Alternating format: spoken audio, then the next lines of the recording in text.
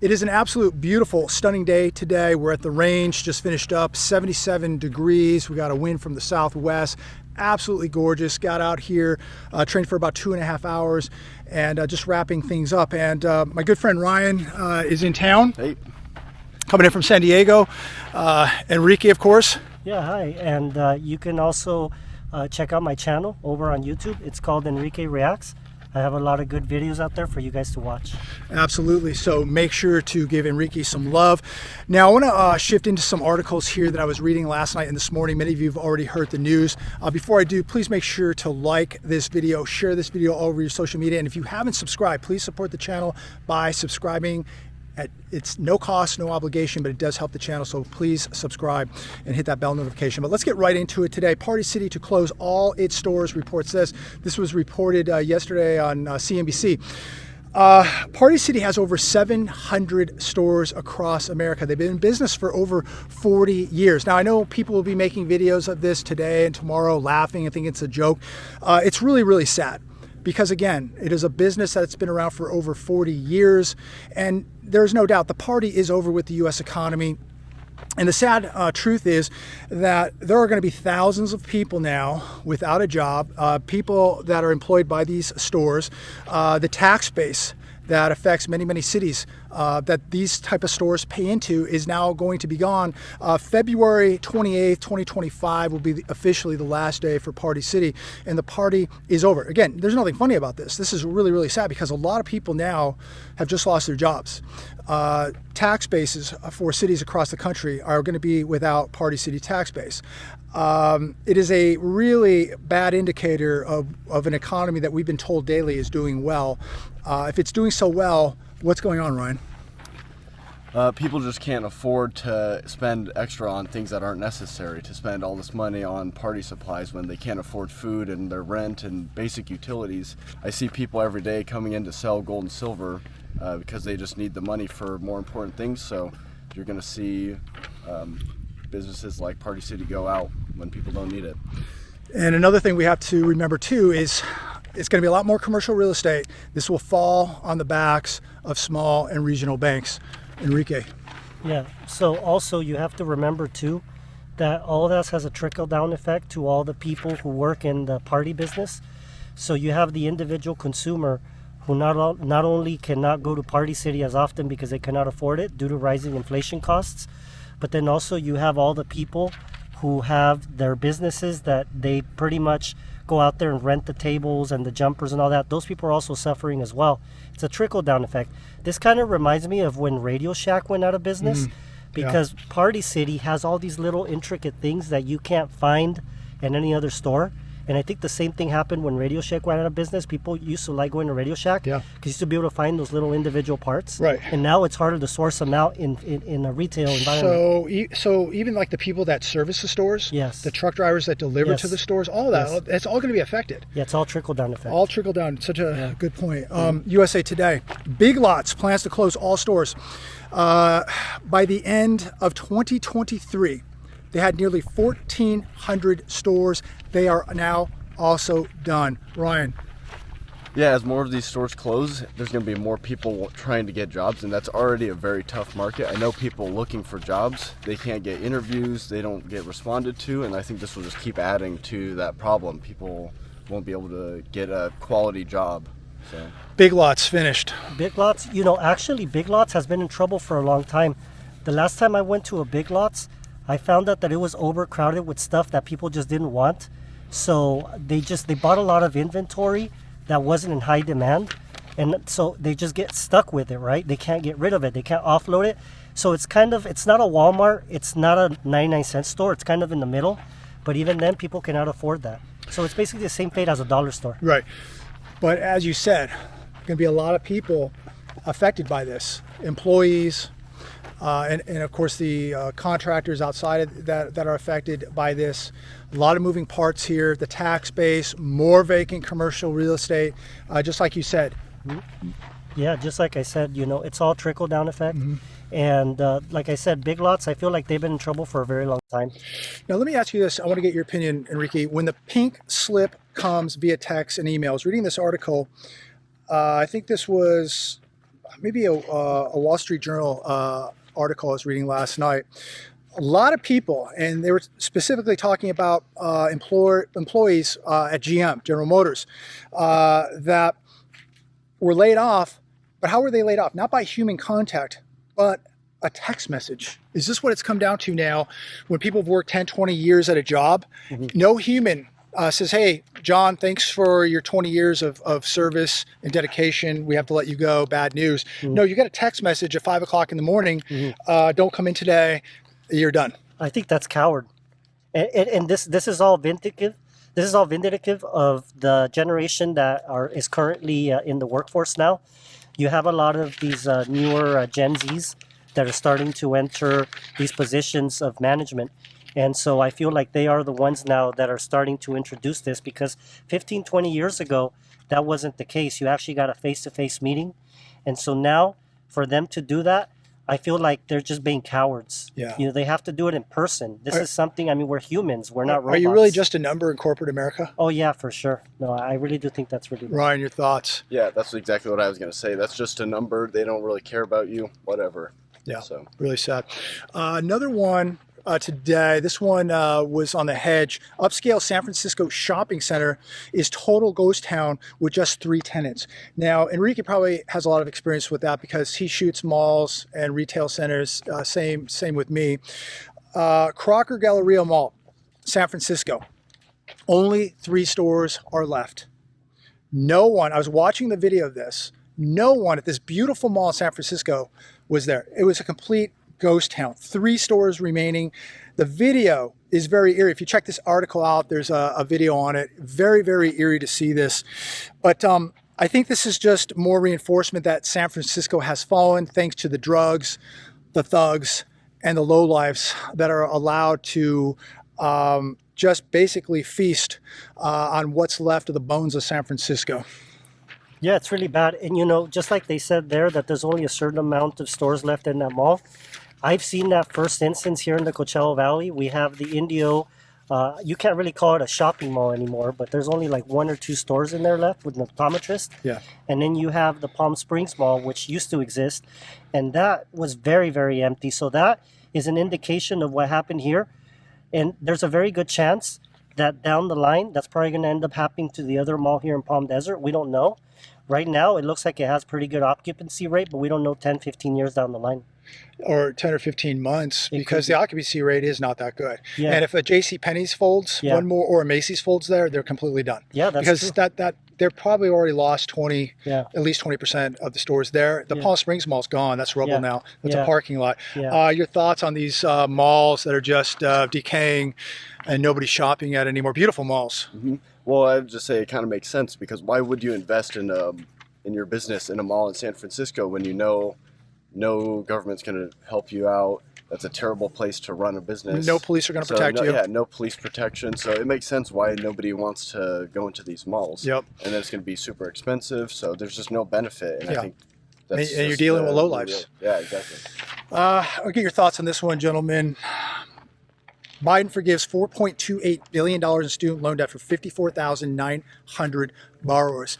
Now, he's forgiving it. You're paying for it. And I want to know each of your thoughts on this, that you and I are responsible for another $4.28 billion for people who signed on the dotted line, obligated themselves, promised to pay the money back, and now we're going to pay it back. So maybe a doctor, a lawyer, now wants a truck driver or a plumber to pay their college tuition debt while they're making $250,000, $350,000 a year. But they need the plumber, the construction worker, the truck driver to pay back their college tuition. Do you think that this is fair?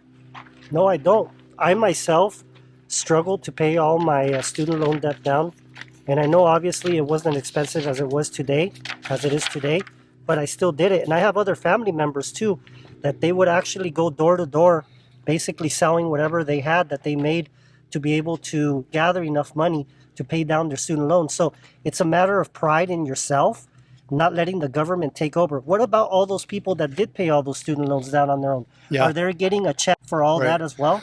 I think that if you're going to forgive the people that haven't paid, you should also cut a check to the people who already paid out of their own pocket, I would think it would only be fair. Well, what about the people who said, I'm just not going to go to college because I can't afford it? Well, if you And they can't, passed it up. yeah, well, if you can't go to college, what about those people too? So at the end of the day, you have to treat everybody fair, and I think Because that's very if unfair. everybody knew that they could go to college for free, they would have went, right? And now they didn't because they like, I just can't afford it. Yeah, and I think a lot of my generation doesn't want that. They don't take that accountability on themselves for making these decisions, so they're just going to keep looking for help elsewhere. Right. Mom and then, dad? Yeah, unfortunately, that's going to be, taxpayers, mom, dad. Right.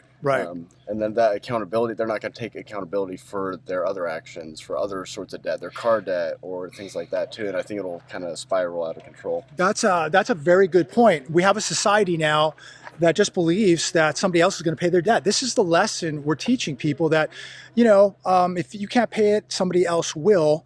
And we have so many young people, 21 to 30 years old who aren't even paying their rent or partial rent because their parents are paying it or making their car payment or their food bills or whatever.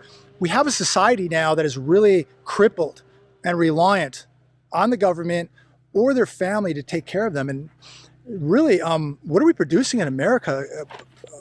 To me, it seems like we're producing a lot of weakness. Yeah, exactly, because they don't want to deal with the hardship and the discipline of having, okay, I have to pay this every month because I said I would. They don't want to have to deal with that discipline from their actions. Discipline's so important. Don't quit, right, Enrique? We don't quit. No, we don't quit. We keep going. We try our best. And you just have to work through your fears. You have to work through all the things that are holding you back. But if you keep going, you eventually will break through that and you'll be a better person. And you'll have skills. You'll have skills. That's what you have to do. And most of all, you won't be reliant on the system or somebody else to protect you or feed you. Now, another reason we're at the range today, was a good day to do this. It was coincidental, but another good reason to be here today. Most of you have seen the attack in Germany. I'm sorry, they're cutting some logs behind us here. We had this attack, last night in Germany.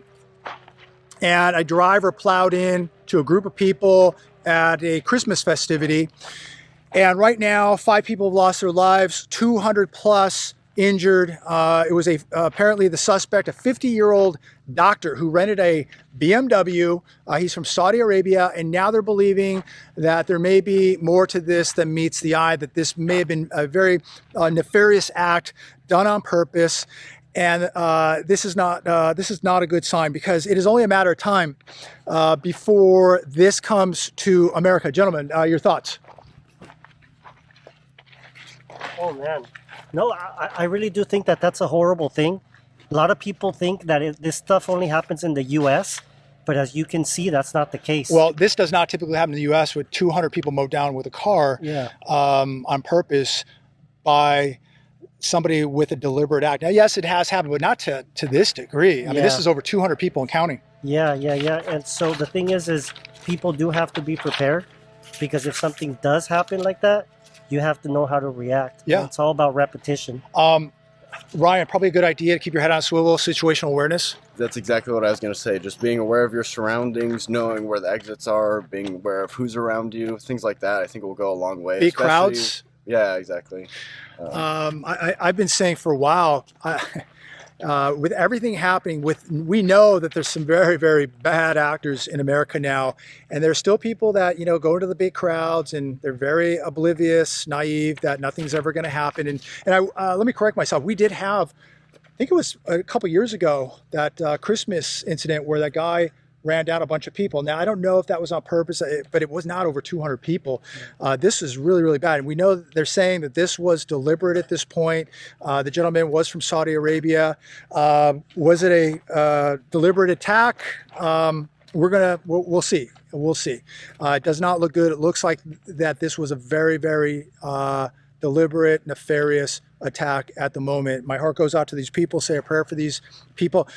The scary thing is, it's like, here you are, you're out on a beautiful evening, celebrating Christmas with your family, cheerful, everybody's in great spirits, and you have a demonic entity now with a very evil plan of attack, and you just never know when it's going to happen, how it's going to happen. And so it's another reason why we're out here training today, why I exercise situational awareness, why you should exercise situational awareness, why I think you should be training, why you should be getting in better shape, and why you must have defensive skills and a utility to be able to protect yourself. It's one thing just to be in shape. Don't you think it's another to have the utility to defend yourself, whether it's with a tool or with your hands? Yeah, exactly. And it's not just one thing. It's going to be an assortment of tools that you need.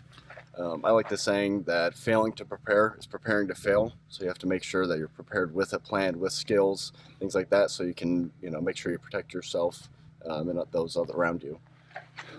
Yeah, it's very important. And like JB says, not only do you have to prepare yourself in different methods, right? So if you can't do one, do the other, and so forth. So you have to be the toughest person in the room to take, and you have to be the toughest person in the room to take down. Yep.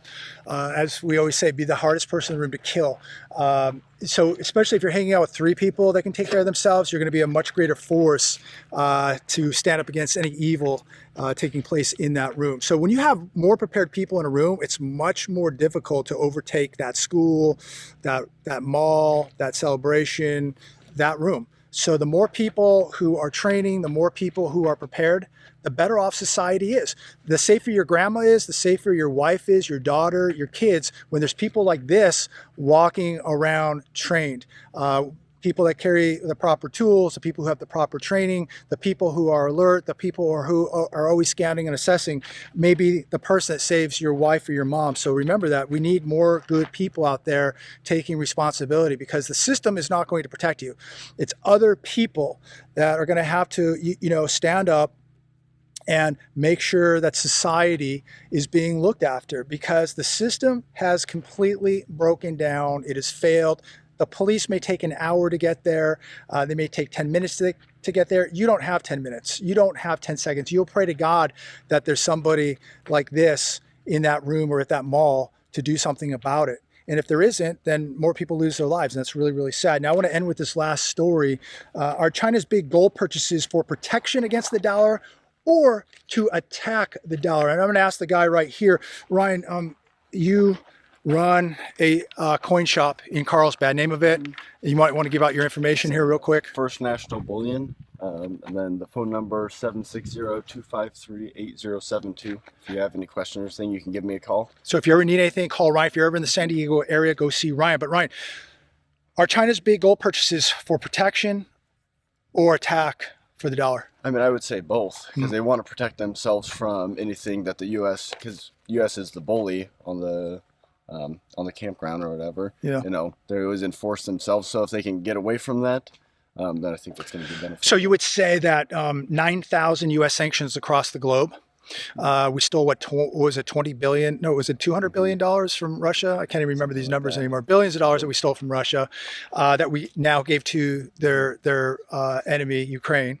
So don't you think the world looks at that going, hey, maybe we better not have dollars. Maybe we better have something else that they can't just take from us and control us with? Yeah, exactly. Because as soon as you're on the bad side of the U.S., boom, sanctions. And now, you have a lot of problems to deal with. Gold will help you be able to better navigate that.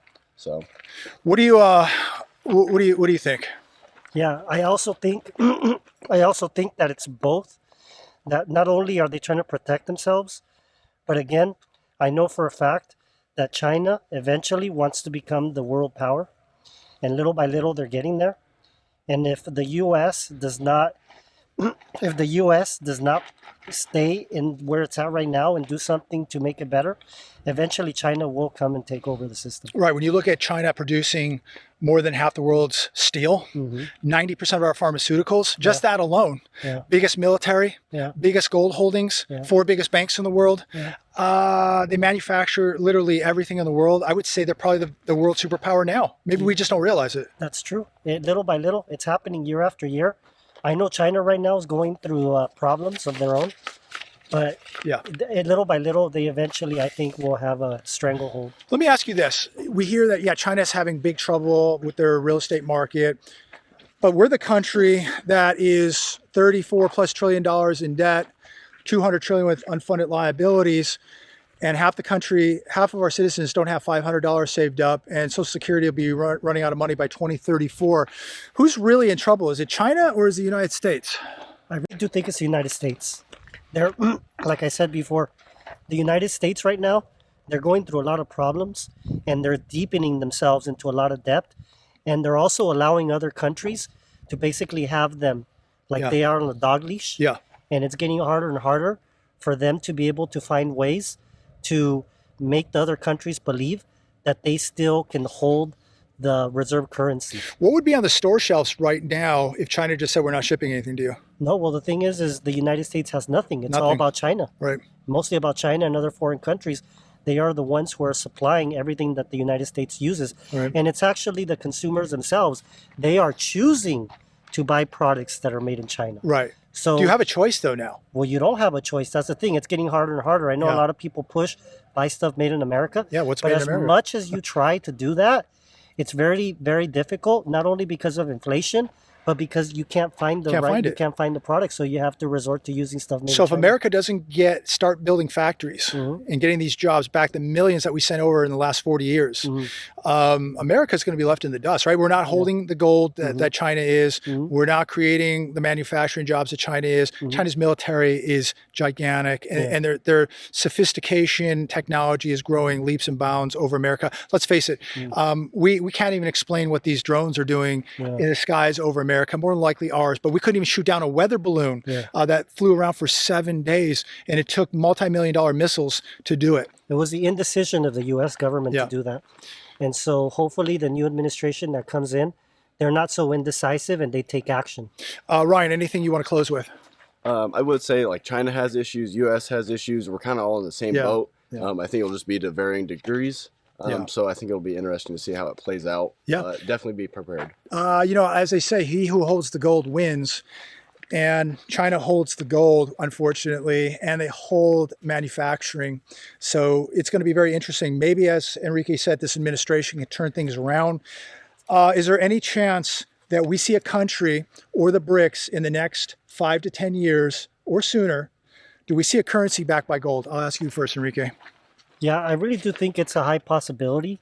And then what do you think? Do you think that the United States still holds as much gold in Fort Knox as people think they do? Probably not. We don't know, right? We don't know. So these are all mysteries that need to be answered. So we don't know how much gold the United States is holding. I mean, they'd absolutely want one. It's a huge project, so I think it will take time, but that's definitely the direction they're moving in. For BRICS. Yeah, absolutely. And to have a gold-backed currency. Yeah, or at least that they partially. want to. Yeah, something. Again, they're going to need the confidence behind it. It's going to take time to build, but there's absolutely a push towards it. As we wrap it up, you manage a very nice store in San Diego. We've all been to it, right, Enrique? Your forecast for gold in 2025, is it more than it is today or less? I would say more than it is today. Yeah. We've had a relatively nice pullback, so I think it'll probably end around 3,000 or so. But again, I'm not good at predicting prices. No crystal ball. No, All right, I agree. I think we're going to see it in the threes in 2025, and I think we could see it much higher if things begin to break. And I mean, if inflation goes out of control, because we're now seeing problems with the Fed, I think they're losing control here. And I think that them by cutting rates on Thursday was a big mistake. And I think we're going to see more inflation because of that. And because of this multi-billion-dollar gift for the college tuition debt, how is that not inflationary? $54.9 billion passed on to you and me. How is that not going to add to inflation? Somebody please tell me how this is not going to add to inflation. Raising the debt ceiling, how is that not going to add to inflation? Interest on the debt is over $1 trillion now. So I don't know. I think that we're at a point now where it is mathematically impossible to evade the inflation that is going to come roaring back. It never left. They slowed it down, but I think it's going to ramp up here, and it's doing so right now. Any of you notice service prices, have noticed grocery prices going down? We're paying more now for eggs than ever before. You want to go buy a nice steak at the store, a piece of fish. It is unbelievable. Eating decent food now is a complete luxury. Going out to dinner at a fast food restaurant is becoming a luxury. Close it. Man, yeah, again, everything's getting out of control. The average American cannot pay these prices that the grocery stores are trying to do, everybody's cutting back. They just don't have enough money for it How much anymore. can you cut back before you can't? Yeah, exactly. Is this why we see credit card debt at $1.17 trillion Yeah. and household debt exploding? Yeah, the people right now, they're basically running up these credit cards because the paychecks, they cannot afford everything with their paychecks. How much longer does this go on before it breaks? I have no idea. That's I it. don't know. That's it. No idea, ladies and gentlemen. God bless. Have a good day. Take care.